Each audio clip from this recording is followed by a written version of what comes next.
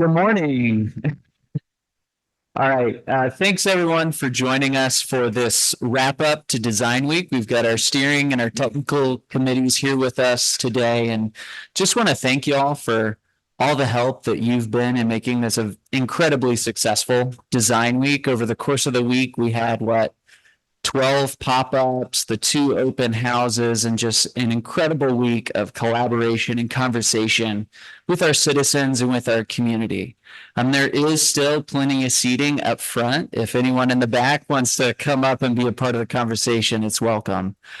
So we're just going to talk you through a little bit about, what we saw, what we heard over the course of Design Week, have plenty of Q&A for our committee members and for the general public who's here as well.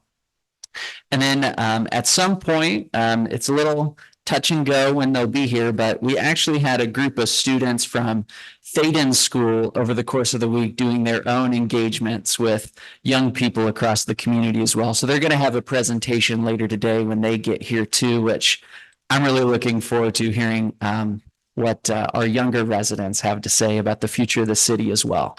So with that said, I will go ahead. Matt and Hazel both have presentations to share this morning. I'll turn it over to Matt. And again, thanks everyone for being here. All right, good morning. Hopefully there's still some energy left in us, but we've had quite a long week, but it's been very, very interesting. Been great to be here and really get to know Bentonville much better over this week and the residents, and really engage. So we've learned a lot. We've produced a lot.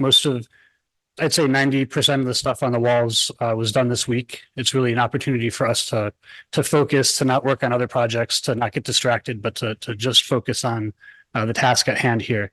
So I'm just going to be super fast and hand it over to Hazel, who's going to talk about the week, and then back over to me, and I'll walk through what we saw, what we produced, and the direction that we're heading in, to then have a conversation with you all in terms of your input, your questions, to give us some further direction as we move from this point into refinement of products and more input from the public after we refine some work. So Hazel.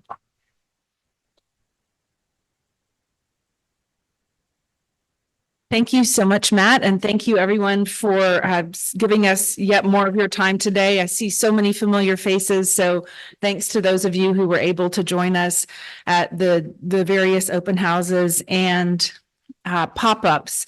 We had 18 hours of one-on-one interviews, 9 hours of in-person meetings, 750 city staff and consultant hours invested in Design Week.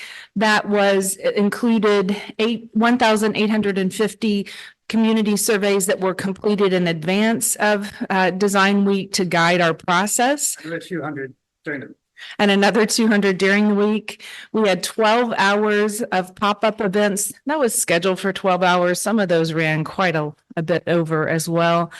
We had 5,830 website visits with 17,686 page views.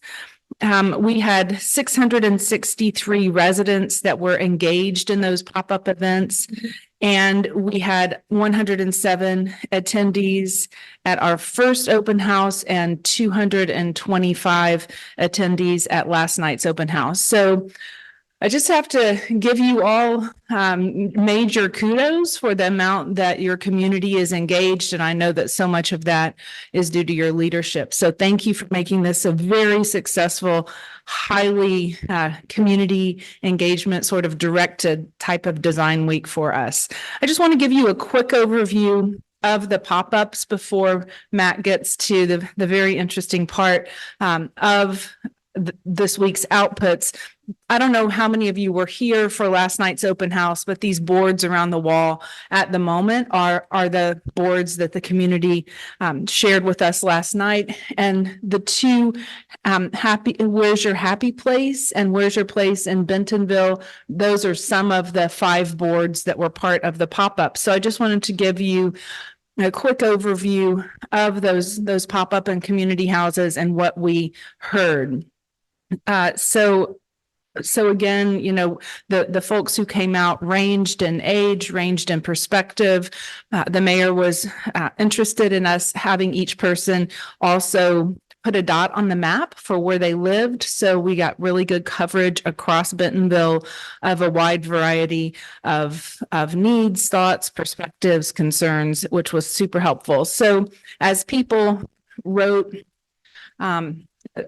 almost 700 Post-it notes, then we did use the Post-it app to scan every one of those and change them into typewritten words so that then we could make sure we kept them all and have them in a giant spreadsheet that then we were able to create these various word clouds.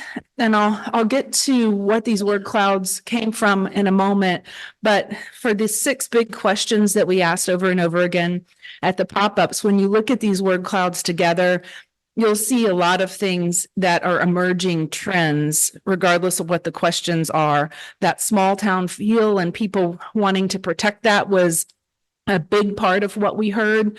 The fact that it's a very kind, friendly place where there's a whole lot of social capital invested every day in Bentonville. There were certainly concerns about affordable housing and traffic, affordable lifestyle, a lot of support and warmth for the trails and the access to nature and the parks. So what those questions were specifically were, what do you love about Bentonville today? And that small town feel came up over and over again. And along with the safety, the low crime rates, the exquisite parks, the amazing amounts of art, venues that you have that are free and accessible to the public, along with venues for folks of all ages, including the kids who did show up in surprisingly large numbers for us. The family-friendly nature of the community these are some of the things that people love about Bentonville. What they're worried that might happen as we grow, and some of the charts on the wall, you will see that right now, while our population's right around 65,000, if you can continue to grow at your current rates, those numbers will, near or exceed 200,000 people by 2050. So that's kind of what this week is all about, of looking at getting ready for growth, whatever that number ends up being, and making sure that infrastructure is in place to calm the traffic, and that affordable housing and naturally occurring affordable housing can help receive that growth. When we ask people what would make Bentonville even better in the future, once again, affordable housing and transportation were at the top of the list, along with education and family-friendly amenities, increasing dining and sports, and ensuring protection of parks and bike infrastructure. And one of the things that we did speak with the community about, and I would just like to remind all of us about, that so many of these ideas that we gathered throughout this process may not have direct inputs to the future land use plan or the zoning update. Certainly, the zoning and future land use can help with that, but some of these things will be dealt with through other policy initiatives and through other departments within the city. The issues that have potential to derail momentum over time, the community felt that was, again, heavy on housing and infrastructure. What's keeping the youth from making a home here? Again, similar perspectives, along with diversity and inclusiveness, were things that the kids were really hoping to see grow over time. And the biggest hurdles for each of the people who were answering the questions, staying here, this was much more nuanced. So you see a lot more words on the screen, which I think speaks to those variety of perspectives that we were hearing from over Design Week. When we asked people to tell us for the 4 big phases of their lives, whether they would prefer to live in downtown, in a neighborhood center, in a mixed neighborhood, suburban neighborhood, or rural place, it was interesting to see that the people in the pop-ups and the open houses answering kind of differently. But the one important takeaway for us as a team was that 66% of the respondents who said that they would prefer to live in a vibrant downtown and neighborhood center or a mixed neighborhood. Those are exactly the sorts of forms that the current zoning bylaw doesn't easily enable, with a lot of special exceptions being asked for. So that's kind of was very good guidance for us, that it's not that suburban neighborhoods or rural areas would be disallowed in the new zoning update, but just that we would be adding options to the other options that are already available to folks in Bentonville.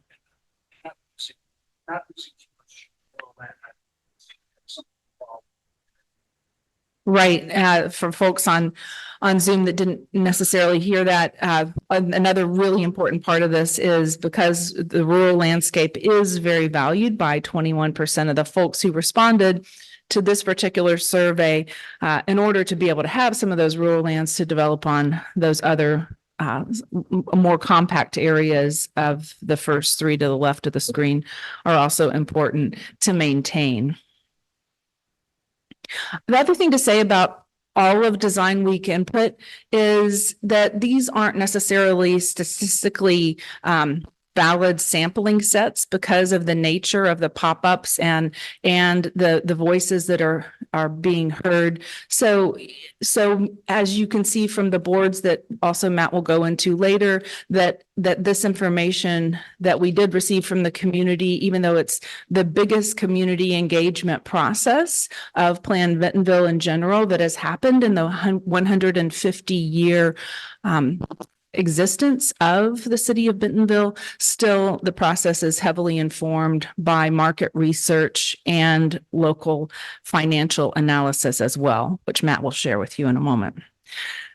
We also asked people if they wanted to see that future growth that Bentonville is expecting to happen all in greenfield, which is outward expansion, or all in infill between or within existing development patterns, which is the left side of the screen, or a balanced growth between some greenfield, some infill, and some redevelopment. And 48% of the people said they were most interested in environmental preservation. 43% of the people said they were interested in balanced growth, and 9% of the people said they were interested in outward expansion. Also, back in October of 2023, we also ran an online baseline community survey, which also informed our process. And the information that we received from the roughly 1,800 people who responded to that survey. Not everyone answered every question. This question was answered by 1,611 people from Bentonville. That said which strategies most effectively create a strong sense of place that was described in the 2018 Plan Bentonville. Most people found that investing in parks is very important, investing in trails is very important, and preserving downtown is very important. So those were their top three responses, but people also cared very much about preserving ag areas and investing in arts and culture. And how growth should be managed to achieve the 2018 plan's vision of a beautiful natural environment. 56% said that we should be directing growth to infill and new areas. 33% said we should direct growth to infill areas, and 10% said that we should direct growth mostly to the new areas. So that's very similar to the input that we also heard during Design Week in person. And once again, that was a longer survey that I think that you probably know about, but just wanting to remind you that that's also part of what informed this process. So with that, I will hand it over to Matt. All right. Thanks, Hazel. I do notice that the blues aren't coming out great on the screen. So apologies if some of the maps then can be hard to read, but we have everything on the wall. So you'll be able to examine it closer and ask specific questions. So this week, in addition to the pop-up events and open houses, we had a few special topical meetings addressing economic development, transportation, housing, and development issues, parks and open space, and infrastructure. And so all those things, there's too much. I can't cover all the details, but it's all sort of informing the pieces that will go into future land use and zoning. So we started with this, how much to grow. Hazel touched on this. In terms of the future, that 200,000 was right around the midpoint. So we have sort of low of 160,000, a high of over 200. We can't be certain where that's going to land, but we know that growth is happening, and whether that growth is accommodated in Bentonville or outside of Bentonville will really just affect differently how the city functions. If you accommodate all of it in Bentonville, then you're capturing the tax values from those homes and their local spend and the sales tax revenue from the local spend. If you're not absorbing any of it or very little of it, then that's going to add to your transportation issues that you already have. People commuting into town to work and not paying for that infrastructure that they're using the parks, not paying for the infrastructure of the parks and their maintenance over time. So it's a financial issue in the end. And so we showed you all these numbers before.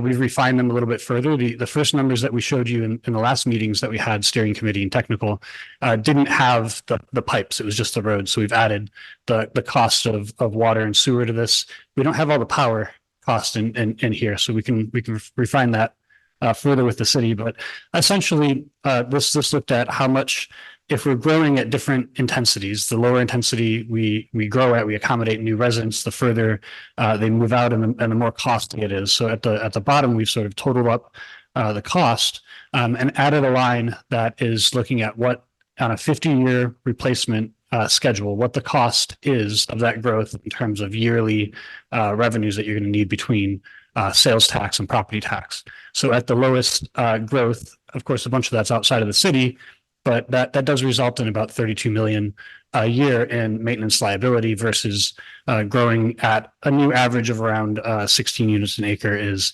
8.1 million. So it's a big difference in terms of the growth and its impact. So looking at some of the numbers, what Bentonville has today, the existing supply of homes is about 70% single family, about 25% in apartments and condos. There's some vacant land in there, some townhomes, which is a little sliver. And there's about equal rate between homeowners and renters. So 40%, 47% owners, 45% renters. Just to know that a lot of folks in that 70% of houses are renting and not owning. So there's a big mix. And we use that number, those numbers, to look at what the potential is. So on the left-hand side over there is the potential growth. So that's about 1,330 homes per year, but homes of different types. And actually, that's not that much higher than how you're growing already. So it's not a big stretch to say this is what we're seeing, because it is what you're seeing today. But in terms of what folks are looking for, that mixture is about a little over 50% homes, but homes of different sizes and homes in different places. Some of those closer to neighborhood services, closer to jobs, some of them further away in more rural areas. And you can see the split on the left-hand side of that diagram into apartments and condos, and then also townhomes. But below, we split those out individually to look at what the supply is today, how much you're building, and what the demand is. On the left, that inner circle, that blue, it's blue now, good. The inner circle is what the current supply is, and the outer is the demand. So that's showing that right now you're producing more homes as a share of new units than you need to, as compared to, on the right-hand side, the apartments and condos, many fewer of those than there's demand for. And what that really means is, in a market dynamic, that folks that are looking for the apartments and condos may be occupying a home, driving up the prices of those homes for the folks who would actually be looking for that type of living environment. So by providing a balance that's more in line with what folks are looking for, that affects what we call the naturally occurring housing affordability, or essentially, does the housing market, because it's imbalanced, push up the cost, or does it balance itself better to keep those costs as low as possible naturally? So we use that to then look at at the growth trends of the population. So on the left is the age brackets of the community. There's a blue line, that's the national average. So you're actually lower, your age is lower than the national average. You've got a big bump in the under 10, and you've got a big bump in the 25 to 40 range. So that's the population dynamics. On the right is where people are from. So you can see, and you know pretty well, but you can see that the population is diversifying. Now, there's a national trend in growth, which is that the aging adult population has grown. So you're a little bit different, but this is going to catch up eventually. And what they're finding in most places is that a lot of folks want to downsize. They want less maintenance. They want a place with an elevator. And so they're moving out of the larger homes and into places that are closer to amenities in a building with an elevator, typically in condos and apartments. And you don't really have that supply today. So this is something that's important for the supply and demand of housing in the future. So what does that mean in terms of future land use? So first we look at buildings. So there's all sorts of different types of buildings that can be built. From the top left is a larger single family home, townhomes, apartments of different sizes, mixed use buildings. On the bottom, we start to add commercial, mixed use, office, Main Street buildings, strip commercial, and so forth. Now, each of these is an important aspect of the community. You need all of this together, but the balance of each one is really important for one, meeting the supply and demand, but also analyzing whether or not each of these pays for itself in terms of the tax revenue that you're getting from property tax and the sales tax revenue that you're getting as well. So we analyzed each of these types and really took a look at what is the cost for running the city. So to analyze this piece, we took the developed land. So how much of the city is developed today? And what is your 2024 budget? So that's the 209 million over here. And so that equates to $16,800 per acre of developed Bentonville today in terms of revenues that you need to generate. And so we took that as a target for looking at growth in the future. So what might that look like? So here's one block of road and pipe, and that's paid for by a mix of different types of buildings. Now that one block, it may be 540,000 to build. However, that is part of the sales price. But you still have a maintenance liability over a 50-year lifespan of $27,000. So if you grow at 8 units to the acre, that's $425 per home per year. And if you grow it at 20, that's 170. So there's a really big difference in terms of the math. So the reason that we point out there's a mix of units, you can build a block that's all one type of housing, but we know the market is much more diverse than that. But if you mix the housing together, the numbers that you have, the sort of production value, the tax and sales tax production value of each of these housing types mixed together is what actually altogether pays for the infrastructure and services that you have for the city. So we kind of grabbed all those housing types together and defined what we called place types. So this is the future land use category system that we're using to both regulate and analyze the potential future growth of Bentonville. So we go from regional centers in the top left down to neighborhoods that are mixed or suburban in nature. So in terms of centers, you have a few different types. And I don't need to get into all the details on these, but essentially this is how we mix buildings together. So we have regional employment centers. These have a lot of jobs. They also have housing, and they have a mix of shops. These ones generate quite a bit of income in the end as compared to others. So regional center, city center, which is like the square, and also introducing a new type that you don't exactly have today, but that's the neighborhood center. So we just ate last night at Table on 6th. Is that it? So you could sort of take that and the few businesses around with the housing and consider that as a neighborhood center or something that's like a mini square. One thing that we certainly heard from a lot of people was that some folks feel that there's a lot of intensity, there's a lot of activity in the square, and they want something a little more quiet. So this neighborhood center type is a way that you can mix housing together and land use to get that characteristic elsewhere in the community. And from an analysis basis, it pays for itself. In terms of paying for itself, that's the dial that I'm just going to point to it. So if you watch in the other types, that dial can be higher or lower. So once we get into the neighborhoods, we can see that there are certain types of development still important for the community that don't actually pay for themselves in terms of the tax revenue that you get, property tax or sales tax.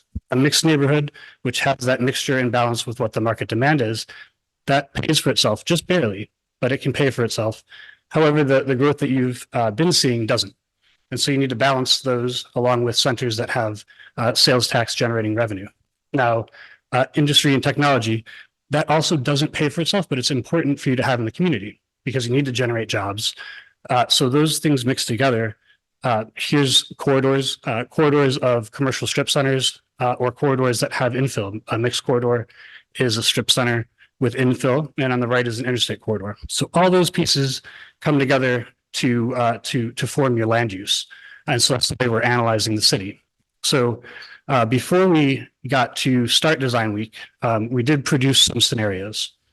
On the top left is the existing land use. You can see a lot of rural land. If you continue to grow at the rates that you're growing without having a change in the format of that growth, that is, if you continue to build the subdivisions just as you have been, you essentially would fill up the entirety of the city and beyond to accommodate 170,000 people.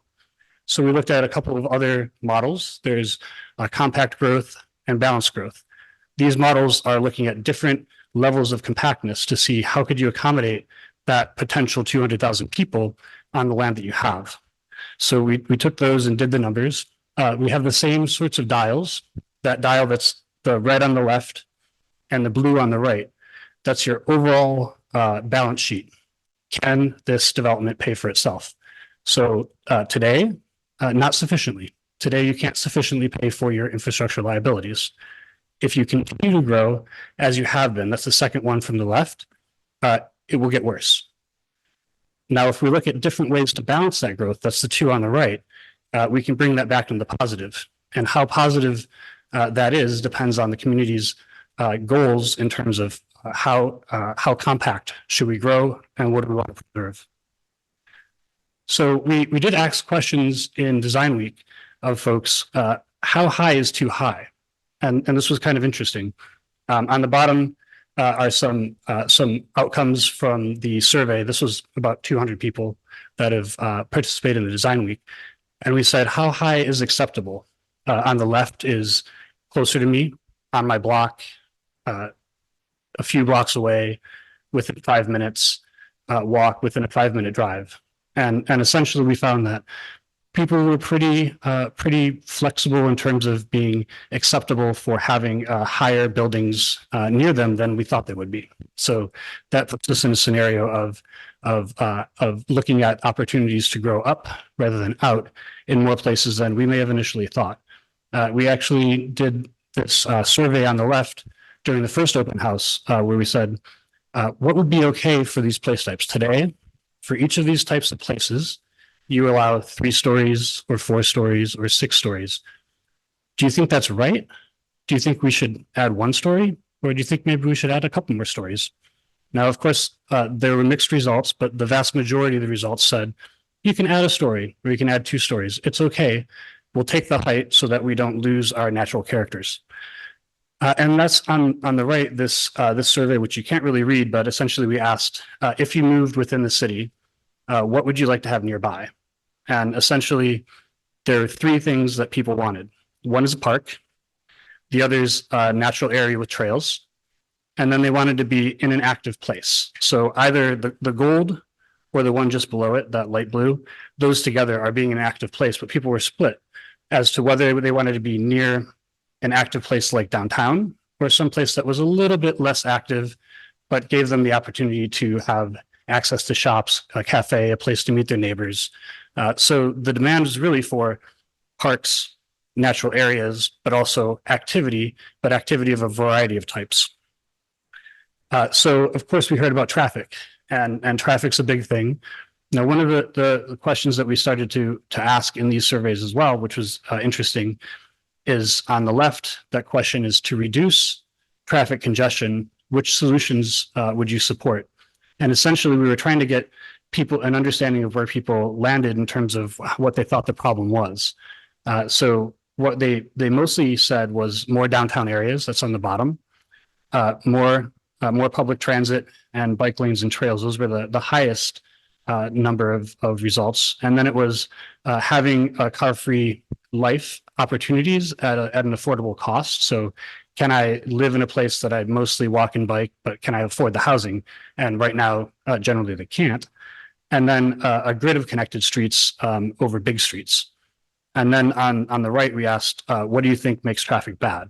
And most of those answers were people living far from where they work, streets that don't connect, and then roads that aren't wide enough. Now, that last one, we know in reality, you can't keep widening your way out of traffic problems. That doesn't solve the problem.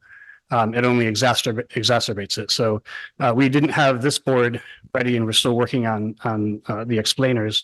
But essentially, we're looking at, well, what are the things that make traffic bad? One is disconnected streets, and you have a real lack of connectivity and lack of opportunities to connect in the future. So that's something you need to double down on in terms of requiring and ensuring that streets connect going forward. Lack of planning for growth, that you have concentrated destinations. You only really have one downtown area and everybody has to go there. And so it gets overrun with traffic. And then regional growth. Because the region's growing, there's a whole bunch of people that are coming from outside of the city into the city, using the roads and not contributing to your maintenance liabilities. So what can be done? That's more connections, distributing destinations. So there's more than one place to go, growing in ways that can support people walking and biking. Not that they have to, but that it becomes an option, right? Today, it's not an option in most places, but if it can become an option, then you can have an opportunity to shift that mode. And then there was, I think we'll hear from the students, a lot of young folks looking to bring up the public transportation discussion. And while we're not looking at ways that you would build that today, but the way that you build the community, where you have centers, where you have concentrations of population, can support or not support future transit. So that's a physical means of growing the community in a way that could be supportive as opposed to not. So we took all that input and we built a preferred scenario, which is the one on the right. And that preferred scenario, over the ones that we arrived with, that preferred scenario preserves more natural land.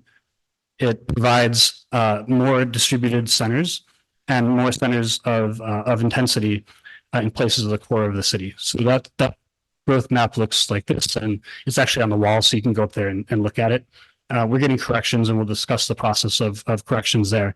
But this one, this growth map accommodates 180,000 people. And a few things that went into this, one, like I said, was preserving rural lands and natural spaces. In the south, was not expanding too far because there are infrastructure limitations to expansion to the south. And in the southwest, preserving some of the areas in rural activity that have a lot of karst today. So there are environmental challenges out there, and we want to respect that. The other thing that we did, though, was look at concentrations of neighborhood centers and regional centers, and then the pattern of growth beyond that. The goals here were to produce a fiscal surplus in the end. That was really underlying all of this. Are you going to be able to pay for your infrastructure maintenance, your city services in the future? And we need to grow in a way that does. To grow compactly, to distribute those jobs and destinations to reduce traffic, to distribute neighborhood centers, which are the places people will go for their daily needs, to preserve the natural corridors, rural areas, as I said, and also to connect the destination. So you have options to walk, to bike, and also to drive. This is that map in 3D, just looking at what the combined sales tax and property tax value is in different parts of the city as a result of growth. So the different types, I'll show you the distributions and some examples. We drew examples so that we could test them and get people's reaction in terms of, does this feel like it's too much, or is it just right? Or should it be a little bit more intense? Is this the type of place you'd like to live or have near you, or further away? So the regional centers, this is really the most intensive area in the city. And so we have mapped so far about 1,500 acres of regional centers. But in somewhat more of a distributed location than they are today to distribute destinations and reduce traffic concentration. and also to increase housing and employment. So we have more than just the one on our back end analysis. Our model has centers that are mostly employment, centers that are mostly housing, but we didn't put that out to discussion because it's just too complicated. But we'll show you a few of these. Now, the centers themselves, they generate quite a bit of annual net contribution. That's that center dial up there. And those are contributing about $150,000 per acre to the bottom line for the city for each acre that we're mapping in a regional center. So we drew a few of these just to test the concept in places that we thought made sense. One is at the Gateway Park that we call Gateway Plaza. So this is Walton and 8th, sort of the area around it, which is has the opportunity to have a mix of employment in a what do you call it? In an innovation center type of setup, innovation district, yes. Which because of the airport to the south, you can't grow so much in housing when you're south of 8th. So that really is a place to concentrate employment and an innovation district. But you can tie north of 8th to that an opportunity for a good bit of housing and an active atmosphere centered around a square was the idea of this illustration. And this is what a plan for that might look like. The blue is the sort of innovation district employment. The red is a mixture between housing and activities, and then the brown being mostly housing. So just an example of what that place type might produce should we tie that future land use to the code, to the development outcomes in the future. This is another one, which is at the community center. We didn't quite color this one yet, and this has a similar situation. On the right-hand side, which is north, you're really part of the I Street Innovation District, and that's tied together with the airport. So you have limitations on housing, but you have a good concentration of potential jobs in that innovation district. To the south of it, tied to housing and some mixed uses. So you have an opportunity to have people close to where they're working with an option for entertainment, retail, and restaurants, but also feathering that intensity to the neighborhoods around. So not abutting neighborhoods directly with a higher intensity of housing, but stepping that housing down.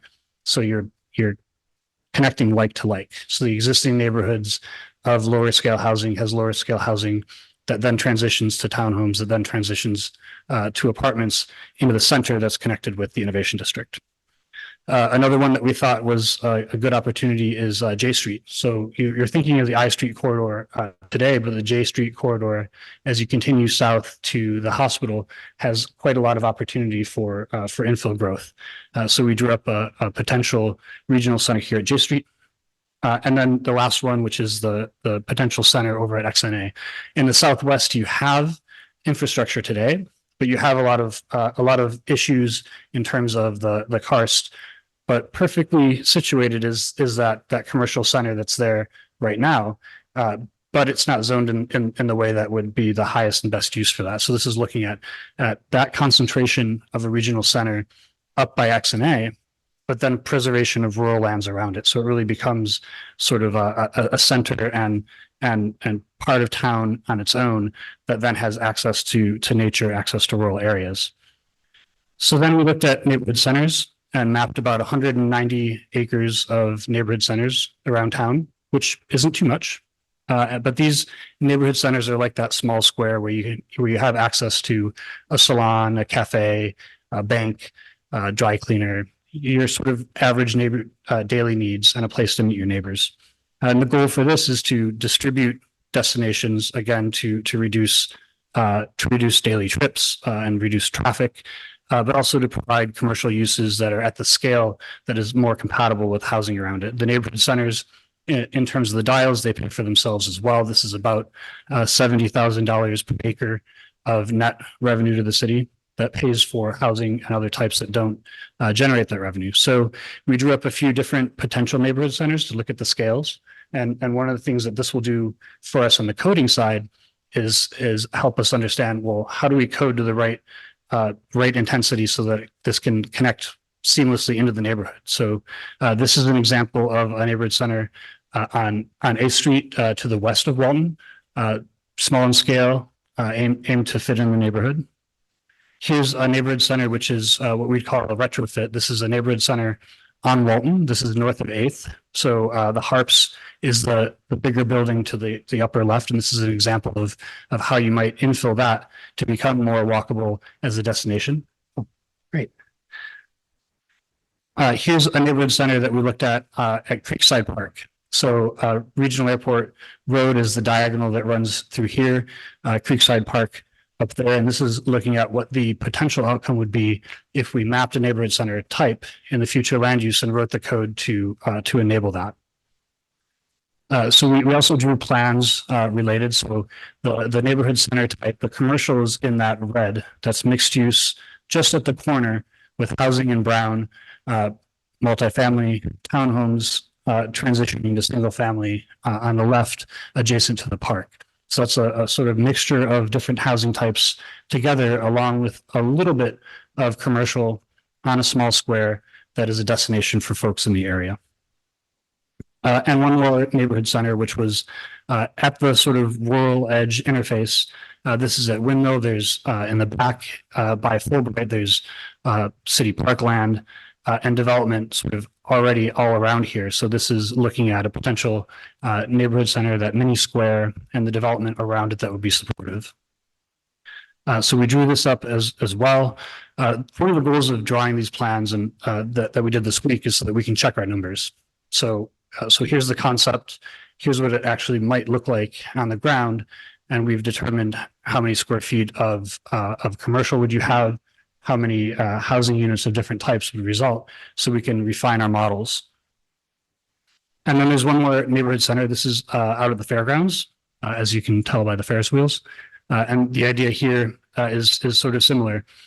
Small mini square, a little bit of mixed use that's around that square. So you have some shops and some restaurants next to the fairground and housing around it to support it. So again, we drew a plan for this, and we found that there's already a subdivision that's approved right next to it. So we extended that and looked at how we might be able to provide that center and seamlessly connect to the subdivision that's already approved. So then mixed neighborhoods. This is really the majority of what we mapped throughout the community, 3,000, almost 3,200 acres. So the goal of this neighborhood type is to have a sensitive type of infill that's in the context of the current development that's surrounding it. So not centers everywhere, but actually a lot of neighborhood, not only centers, but that neighborhood in a compact, growing in a compact manner that has a mixture of housing types. So it's not all single family homes, but it's a lot of single family homes with townhouses and apartments together. This type pays for itself just a little bit. On the net acre basis, the estimate is about $3,000 of net tax positive benefit for this type. But again, it's the neighborhood sort of scenario that most people would be looking for. And we looked at what this infill might look like that you're already seeing today. So here's an example of sort of a 5 times increase in density, but at a scale that still stays fairly low, that can mix together with single family homes on one side and transition up to townhouses. So we didn't draw a lot of those. So that's the sort of growth characteristics.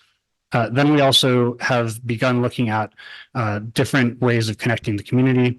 Of course, you have in the Connect Bentonville plan a great deal of opportunity for adding bike connections in the creekways and the waterways. But we're looking also at ways to make other connections from parks to parks within the community, between parks and schools, and between those and centers that we have distributed, in a way that can provide not only the connection in the greenways for walking and biking, but also safe routes through new development that would be part of the requirements in terms of the code.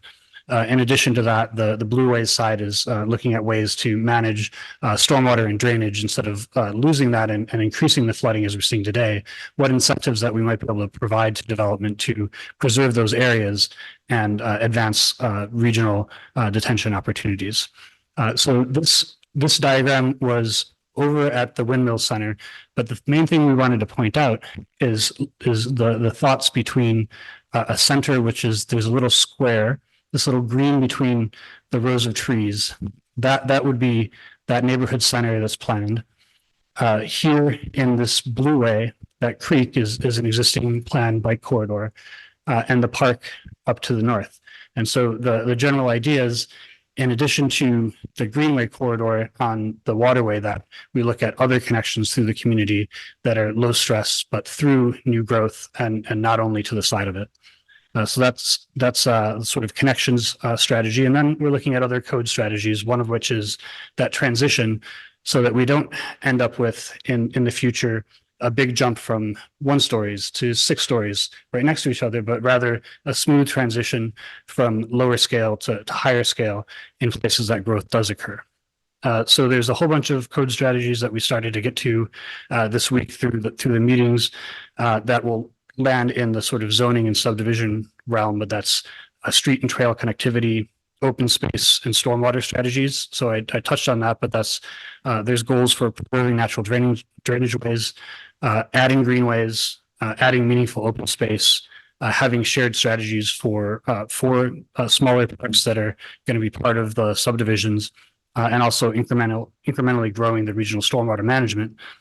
We still have to do more zoning analysis and the map for the place types, but we've begun through the conversations this week to start that. Before I jump into the next steps, we do have the students here to do a report out. Hi, everyone. My name's Eva Becker. I am an 11th grade student in Mr. Slayton's Bike Advocates in Action class. We were recently invited by the city to gather youth input from our community about the future land use plan of Bentonville. And today we're going to take you through some of our findings based on this data and our process and how we decided to gather that data and that input. Okay, so I'm going to start off the presentation by going through some of our outreach tactics that we employed. Oh, okay. Can we get the next slide? So being a school, it seemed very natural for us to start with internal outreach first. We did this by presenting at divisional meetings. So our divisional meetings at Thaden are exactly as they sound. They're meetings of all of the upper school students, all of the upper school student faculty, and all of the middle school students and all of their faculty that happen about once or twice a month. We presented a presentation that was very brief about this project, kind of outlining what the future land use plan of Bentonville is, how students can get involved, and why it's important to do so. In total, that reached about over 400 members of the Thaden community, about a little over 300 of whom are students. We also hosted pop-up events very similar to the ones that the city has been hosting around for the week at middle school lunch. We did this on 2 separate days for 2 separate lunches, and we got a lot of great input from that. And we also hosted them at 2 upper school lunches. The top is a picture of us at a divisional meeting, and the bottom is a picture of us at a lunch doing a pop-up event. This is another picture from one of our pop-up events, and there's another one. In addition to that, we also had a lot of external outreach. We got a spot on the KOBV radio. I don't know if any of y'all happened to hear that on the radio, but it was about 30 seconds. And in that 30 seconds, we managed to get a brief description about what the future land use plan is, why it's important and how people can get involved. We made sure to highlight the Plan Bentonville website. That's a picture of us all crammed in our very small recording studio. It was definitely a bonding experience for our class. And we hosted pop-up events that were after school hours at Thaden that really reached a lot of Thaden parents and other community stakeholders that are involved in the Thaden community. We hosted one at a soccer game, another at the upper school play, and another at bingo night. There's me at bingo night. And now I'm going to hand it over to Cambria, and she is going to talk about some of the takeaways that we received from this input. Thank you, Eva. So we separated our sections and input that we gathered into 5 different groups. I'm going to go ahead and start with where's your happy place? Start off on a good note. A few takeaways that we noticed is that similar to what I've seen up here is that a lot of the younger generation tended to lean towards high density areas, and also on the other side of the spectrum, rural density areas, shying away from the suburbs and the mixed neighborhoods. This kind of brings us to where Growing Green is, which was more about preservation and the growth rate. We saw that most people tended to lean towards environmental preservation and balanced growth, and very, very, very few actually chose outward expansion. We actually took at one of our events, like Eva said, we had a soccer event last night that I attended. That same amount of outward expansion dots that are there are now were at the same amount that were there at the end of the event. And it's been like that since, I think, bingo. Yeah. Which was our first event. And now I'm going to give it over to Aruba. Okay, so then we surveyed what moves you. And what we got from this is currently what most people use to get around is cars. But in the future, more people want to try to get on biking and to bike and to use trains. So that's that. And then we asked what their loves, fears, and hopes about growth is. And from that, we got people like the sense of community. They also like the biking culture, and they live downtown, which also relates to the high density from before. And they also like the nature aspect of Bentonville. People are concerned that Bentonville may lose its character and community with all this construction and new stuff, and they want to try to keep it that same like good old Bentonville, but also new stuff.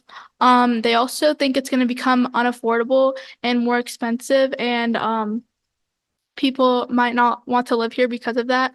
And then it might lose its active transportation infrastructure, like all the biking infrastructure. People might think it's going to get more dominated by cars if we continue to grow at such a fast rate. But people hope that Bentonville will develop more public transportation like buses, trains, buses and trains, and they want more affordable housing so that they can afford to live here. Now I'm gonna give it to Will. Hey, this was all the info we got from the challenges posters. And one huge thing is the cost of living. The cost of living is just way too high. We can't expect people to want to live here if they can't afford to live here. And also, in addition, the houses are also super expensive. So people just can't afford to live here. And another big force keeping people from staying is obviously colleges. Just in our town, we don't have many colleges, and there's great colleges all throughout the United States. So that makes sense why a lot of people want to leave to go to these places to learn. And like we've said, a huge problem was people were scared about the loss of community due to overpopulation. People really love like the small town feel that they have here, and that's important, the small town feel. So people were scared that if we got too big, we would lose that. And of course, things just like overpopulation, like too many people on the road and overcrowding. That was a big issue that people were also scared about. Next slide. And these are some of the conclusions that we found from all of our data. People really love the vibrant downtown and neighborhood center areas, which are more densely populated and closer to all places like shops, businesses, and jobs. And people did not like suburbia. One, because it's incredibly boring. And second of all, because it is just very far away from like downtown centers and shops. And one reason people wanted to stay in more densely areas was because they were closer to all these things that they love to go to. They're either there or they're separated by easily walkable and bikeable infrastructure. And we also noticed that a lot of people wanted more balanced growth or environmental preservation. Almost nobody wanted to solely focus on outward expansion. They wanted to build up what we have already or have it in the middle. And obviously, we saw that cars are used a ton, and people want more walkable and bikeable infrastructure. And we also saw that regional rail was a very popular choice that people wanted as well. And like I've said before, the sense of community is one of the big factors that people like about Bentonville, and they were scared that overpopulation would cause us to lose that old-timey feel that a lot of people resonate with. Yeah, and that was about all the stuff that we found. I just want to thank you so much from all of us, and we would love to ask you a few questions I know you have to get back by noon, right? Okay, perfect. So first of all, I think that I just want to say as a mom myself that hearing your perspectives are even so much more powerful than a bunch of, professional consultants, because even though, we've done all sorts of analysis from all the data that we're able to get, I feel like the analysis that you've done by collecting your friends and neighbors and communities' voices is like so important. So I just thank you for all the hours that you've put into this, because you rock and it's really helpful for us. I just wanted to ask you, did you notice, like, in the conversations that you had with your friends and fellow students, did anyone like change their perspective, or did nuance happen over time? And if so, could you tell us a little bit about that? Last night, as I was at the soccer game, a lot of what happened is that I'd invite people over, and I mean, it was a soccer game, and so they're like, a little bit more. But a lot of the time, a lot of the people that we know personally, I mean, you kind of know where they live. We're a small school, and so a few of them do live in suburbia. And originally, like he's a student here, and he lives in the outer suburbs of Bentonville in the northern region. And he was originally putting down suburbia, but we talked a little bit more, and he lives part-time in North Carolina in the rural areas. And he kind of rethought it and rethought how he wanted to get around. And he still wants to use a car, but he chose rural areas over that just because it fits him more personally and it felt more like a home.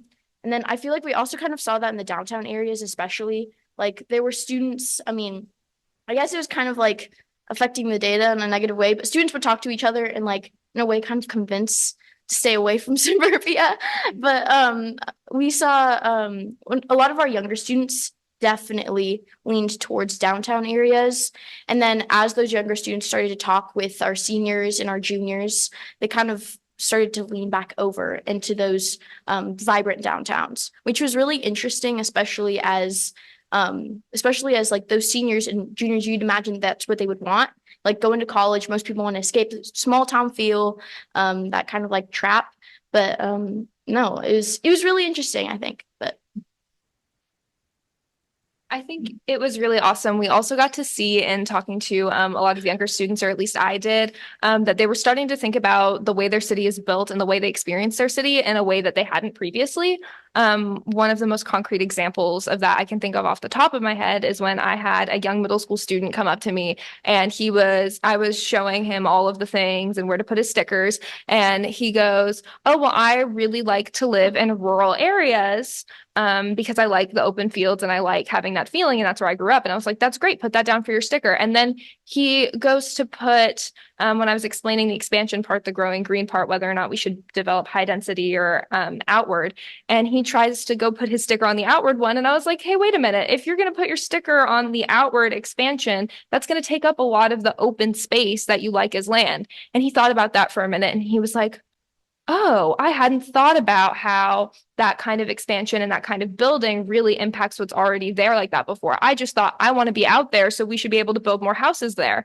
And I think that that's a really great example of kind of the way that we were trying to get young people to start thinking about the development of infrastructure, because it's not something that would naturally occur to you, and it can seem kind of counterintuitive at times.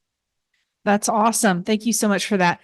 Also, did you do any like counting of your dots? And if so, can you email it to the consulting team? Because like right behind you, those where's your happy place and the expansion, like that's what we gathered during design week. But we would really love to be able to add your dots to those counts and also your Post-it notes to those counts. So if you, I don't know how you feel, but if you would be willing to share that with us, we would love to input the data. We have not counted them yet. It was a pretty fast turnover rate for all of our data, but those are all our sticky notes right there.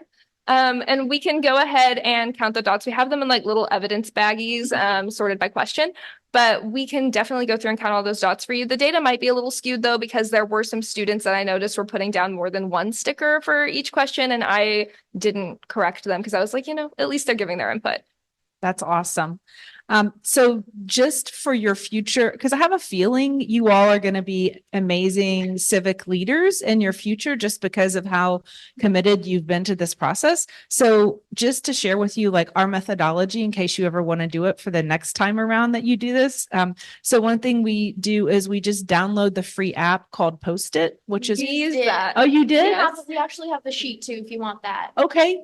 Yeah, I would totally take the sheet. If you've already done that, if you've already turned these into text in a spreadsheet somewhere, I would 100% love that because that would save me a ton of time too.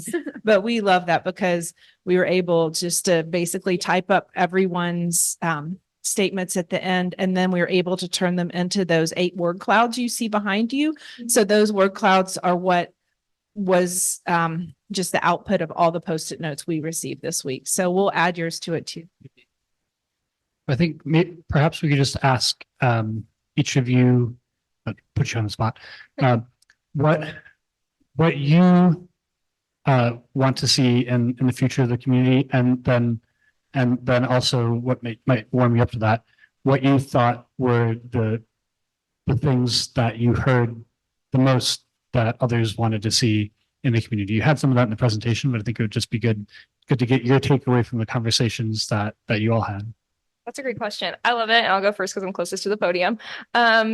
Yeah, I don't live in Bentonville proper. I live in Springdale, and then my dad has a house outside of Fayetteville. What I would really, really love to see is the development of more public transportation. It's hard for me as a student who lives outside of Fayetteville a lot of the time to get all the way up to Bentonville in a timely manner in the morning, especially as we're growing, we're getting more traffic, and our infrastructure can't necessarily keep up with that.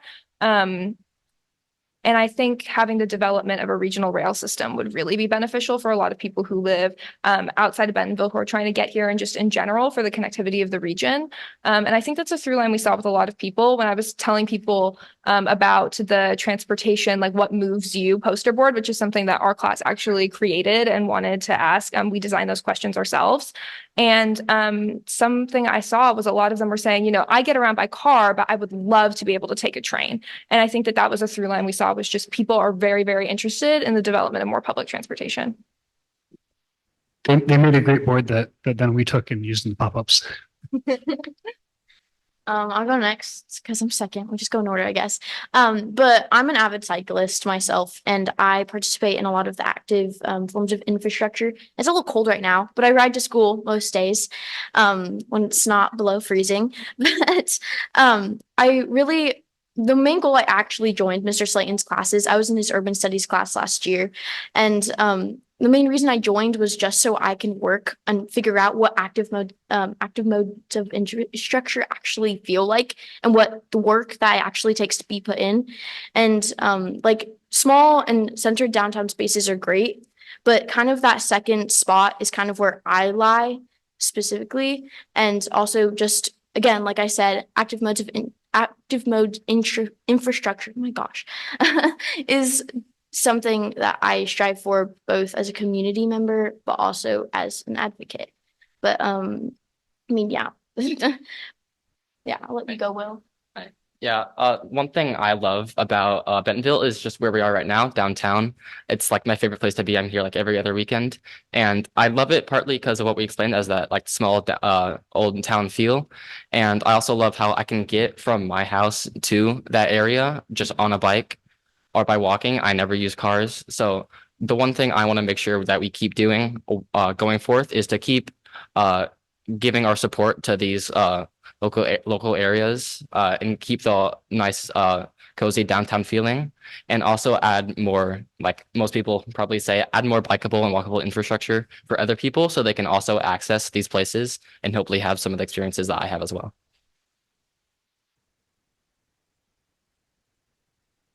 Something that I want to see more is also like more public transportation.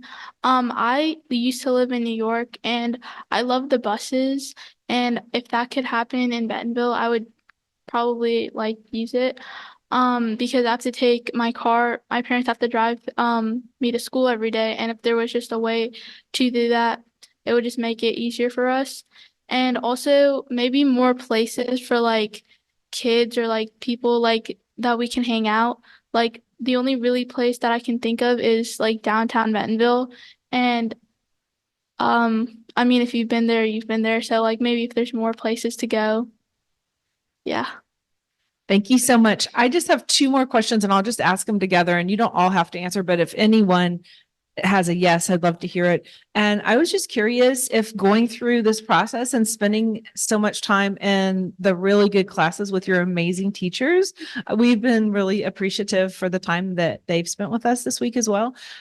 Did going through this process make you think about possibly becoming a city planner or a town planner in your future? Or did it make you think about possibly becoming a politician in your future? And are you likely to go to like the planning commission meetings and the city council meetings that will be part of thinking about whether or not they want to adopt or amend the future land use plan that will come out of this process?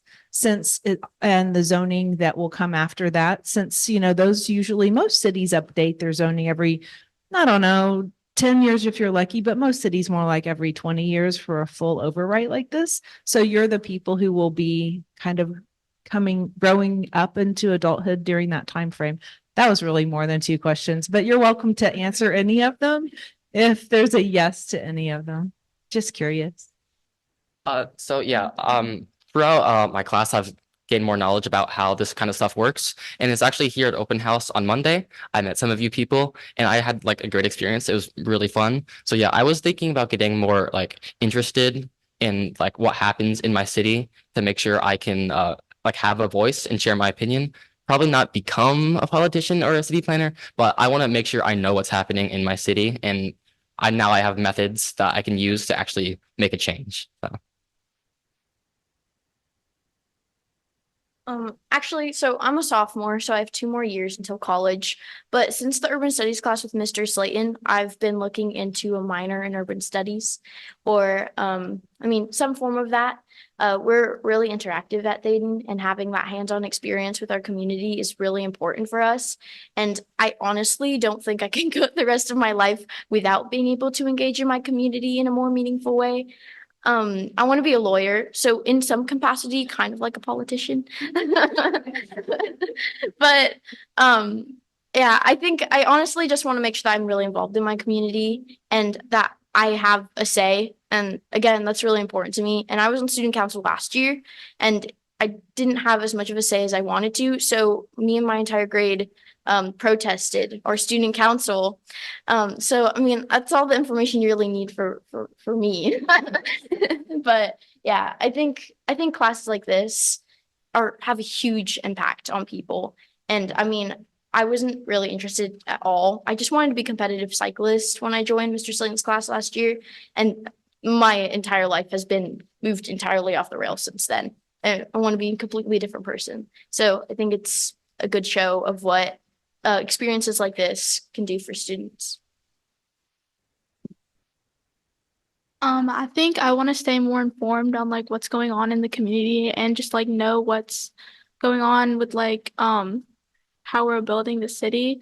I don't think I'll become a city planner or a politician. But I definitely want to just like know what's up and like if there's something I want to add to it, maybe add my voice to it as well. I want to be a doctor, so I'm not necessarily interested in becoming a politician or a city planner, but I am interested in studying public health, and that is very intertwined with the way cities and communities are developed. And this class has definitely given me a whole new perspective on like A, the importance of local government, and B, thinking about it through that lens of health and not just like physical health of a community, but also mental health and emotional health of a community, and how the way we develop our cities can really impact those sectors. I think that that's something I want to look more into in college is the link between those two things. So that's how this class has really influenced my perspective. Thank you so much. I don't think we can thank you enough for your work. On that last point, that our team studies that so much too, and we feel like that's so important. We have summarized our 135 favorite studies, most of which are peer reviewed, many of which are by physicians, that tie the physical form of the built environment to paybacks to like people, planet, and profit. And so that is on codescore.org, CODE, like a zoning code, score, SCORE.org. So at some point you might want to check that out in your future. But thank you so much. I feel like they deserve another round of applause.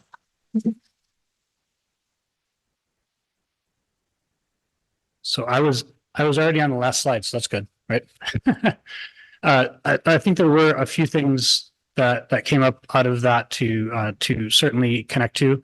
One of which we did hear from a lot of people that brought up this desire for third places that were in addition to just the town square, and also in taking some of the pressure off of the square by having those destinations elsewhere.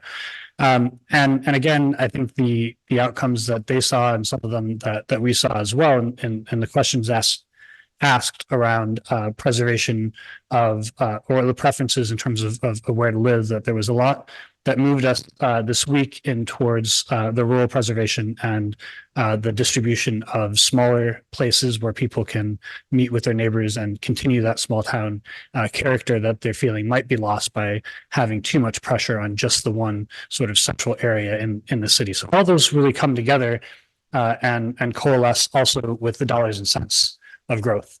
And so, in the end, in this particular scenario, which we'll be refining with your help and then also with the public's help to follow, presently this is estimating a sort of positive, net positive side in the 70 million per year realm of potential net contribution from growth. So we really want to keep this on the positive as we sort of refine. So the sort of next steps that we have, in addition to the Q&A and so forth that we'll have here today, are further refinement of the land use plan. So we've already gotten more feedback, some feedback last night, some additional feedback that we've gotten through the website and emails.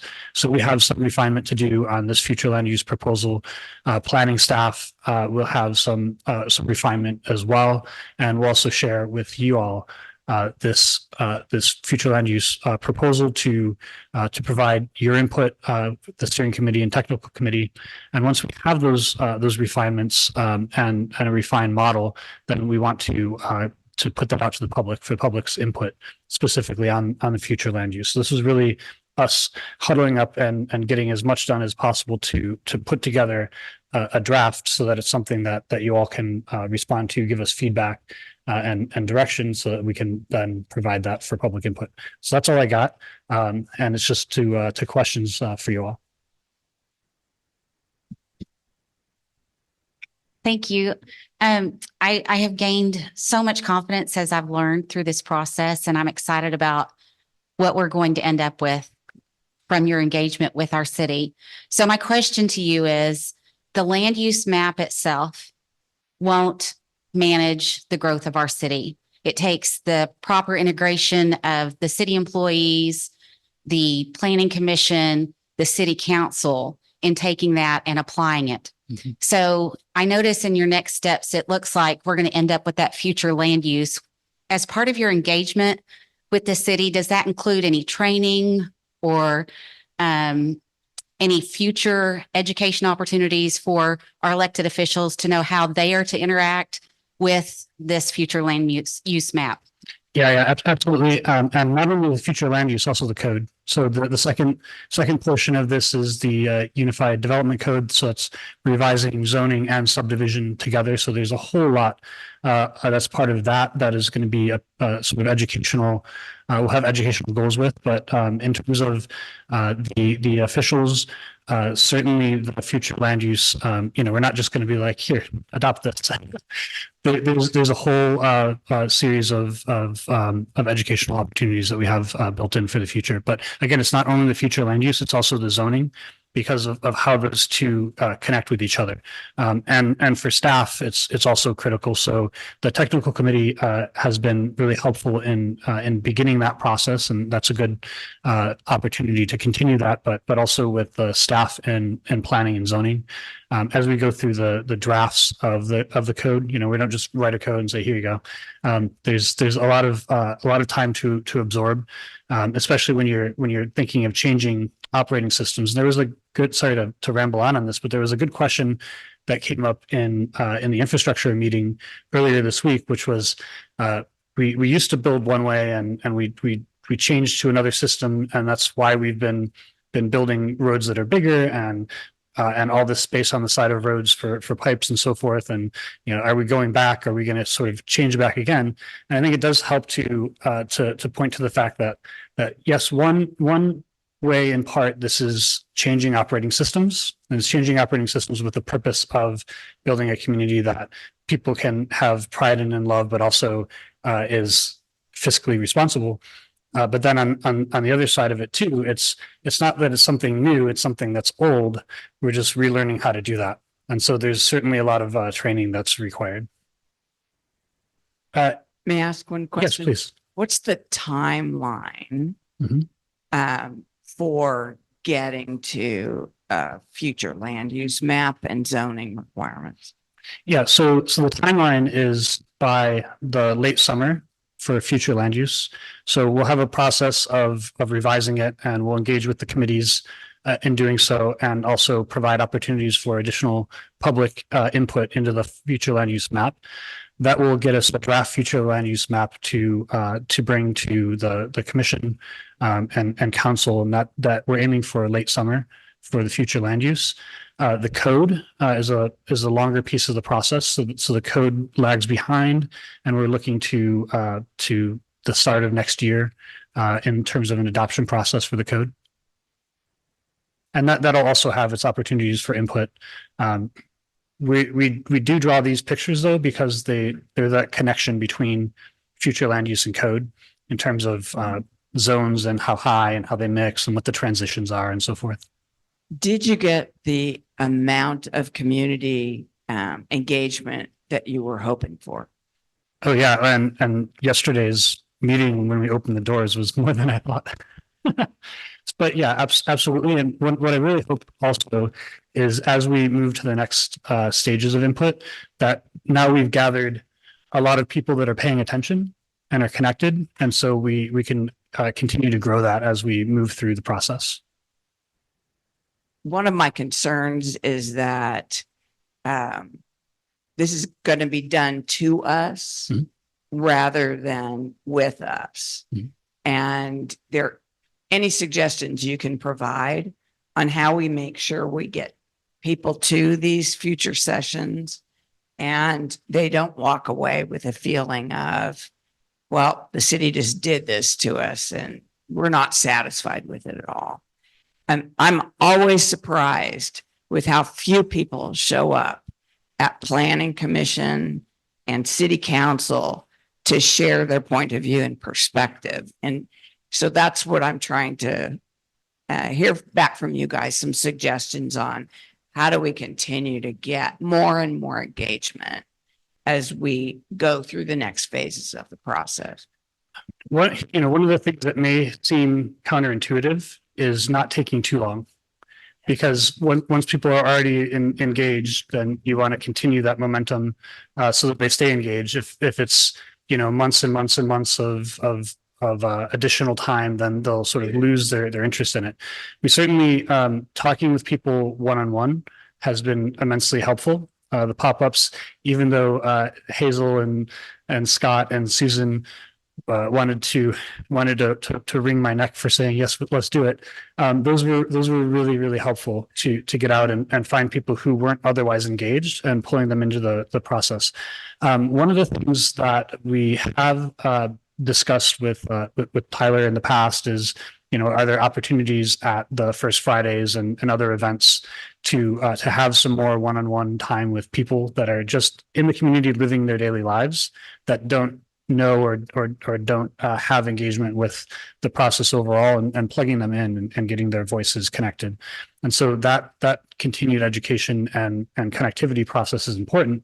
But in terms of having it happen to you as opposed to with you, that's really about the one-on-one discussions and being honest about, you know, people's opinions. Not everybody feels one way. There's certainly different opinions, and we were getting them through the website and so forth. And that does on the back end lead us to other areas of preservation, for instance, that we're not talking a lot about yet, which is that we are certainly in the future land use and in the zoning, thinking ahead to and planning for preserving areas that won't see growth and ensuring that is enshrined in those documents as well. And so I haven't talked about that a lot right now because it's not part of the solution to growth and traffic and so forth.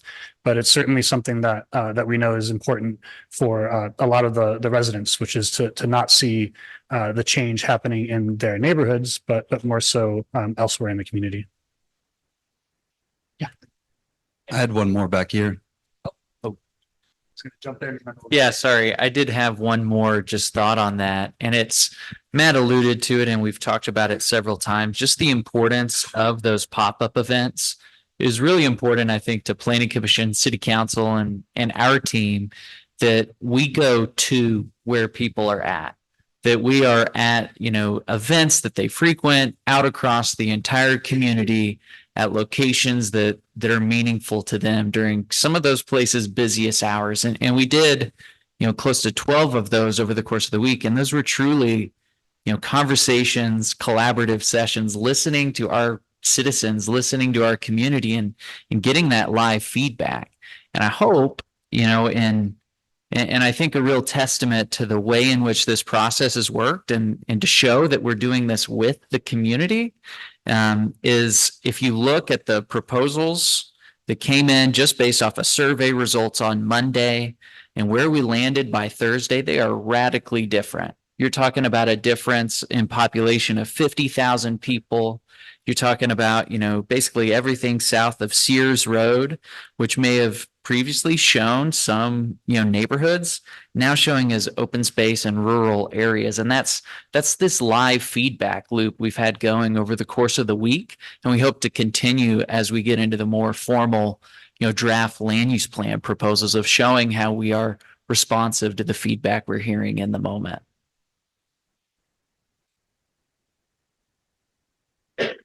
I feel a little bit of what Tyler just said, but you helping us share this out and then encouraging people to come ask us questions. How did we get here?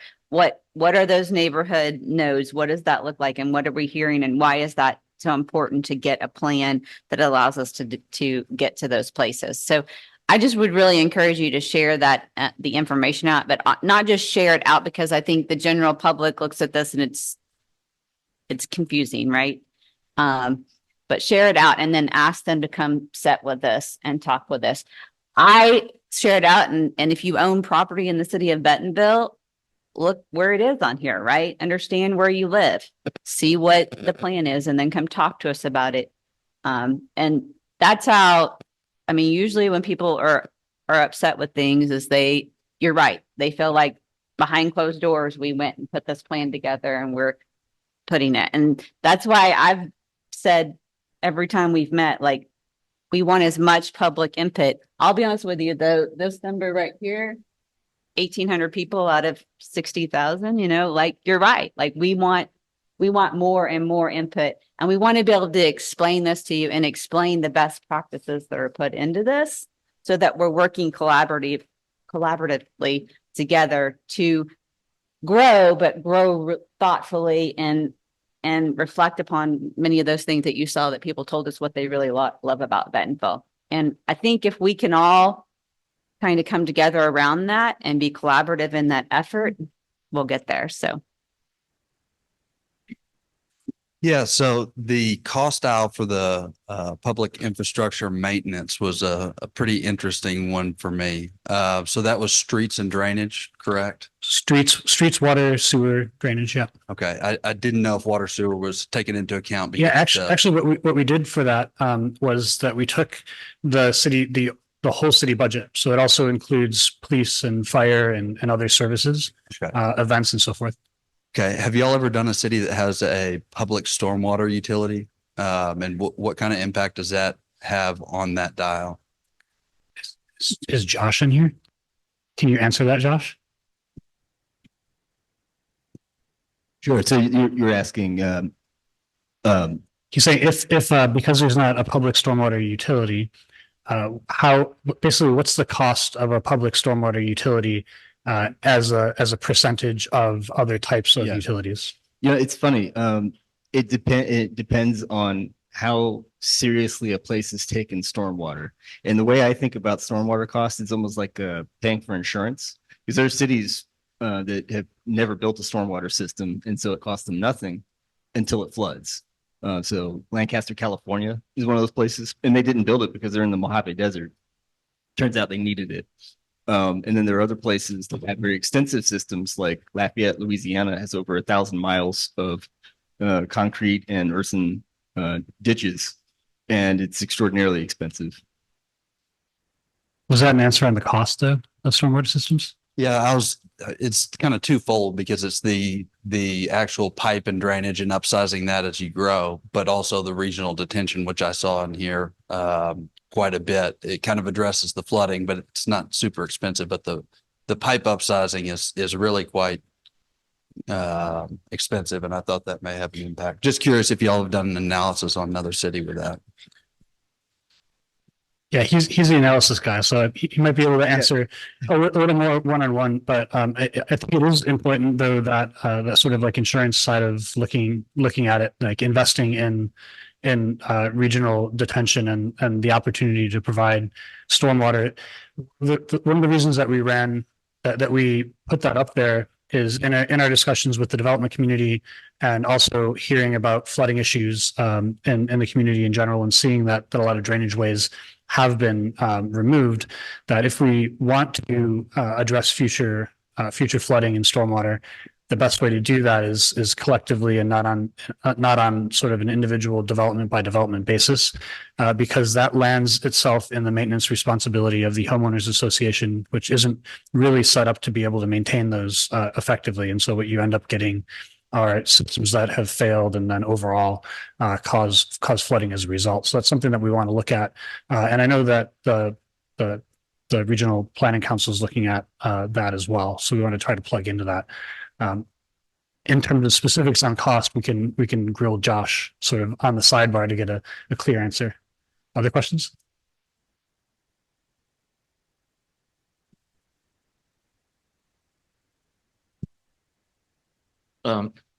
Son, earlier this week, you and I had a brief discussion where I asked you about, it seems like there's some things coming out of this that are obvious that we should change, and with not projecting having zoning redone until sometime next year, whether there's some specific issues we should accelerate.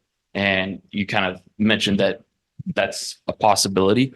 I'm curious what your thoughts are on that, and if that's something that you think we ought to do, or that you typically do, and potentially what sort of things.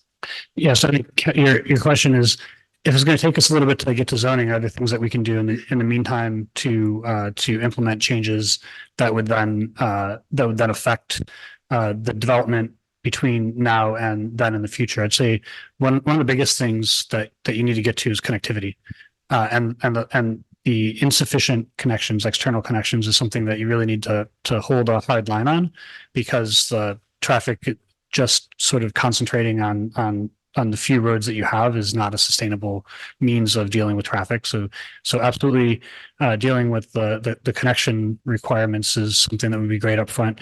In terms of other issues, we've only begun the zoning analysis, so I don't know all of what those are. But as we get into the zoning analysis, it's something that we can keep in mind. And I'd say the other piece is in terms of thinking from the dollars and cents side of things, in terms of what the decisions that are made actually mean to the implication down the road. You know, why can't we pay for this road improvement at X intersection that is causing us problems? Well, you know, that does come down to the bottom line of the development types that we allow and whether or not they're providing the tax base back to us. So I think some of the process of education around the future land use should help with that decision making. And I think that was an earlier question. Just one quick clarification for connections. You're talking about like requiring a grid or is that a subset of that?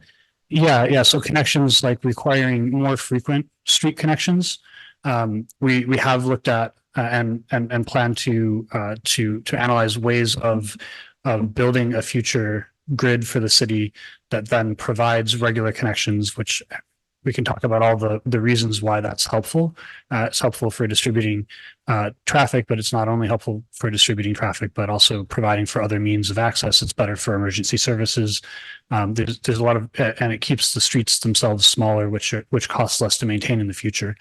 In the meantime, though, just an increase in the amount of external connectivity is sufficient. And then also Sam. potentially your cottage court zoning that's before planning commission, that came before planning commission earlier this month.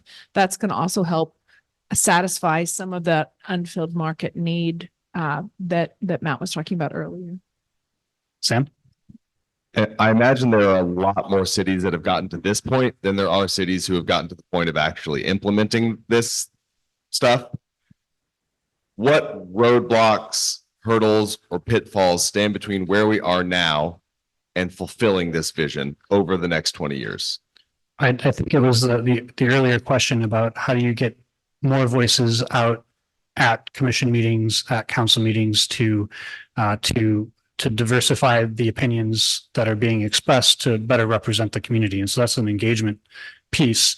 And really these one-on-one conversations, we've had a lot of them, and I've talked to a lot of people about the need to be engaged in the community and the activities that are going around in the community. There's a dearth of that everywhere. Folks are busy. It's hard for them to really get engaged and share their opinions. And so it's building that sort of civic connection and importance is really the roadblock.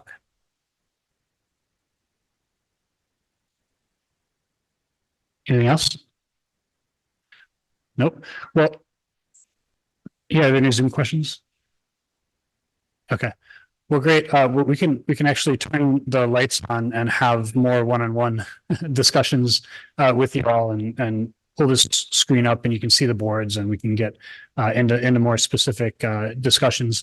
Again, like as I said, we'll do some refinements to respond to input that we received last night, to respond to input that we've received through the website.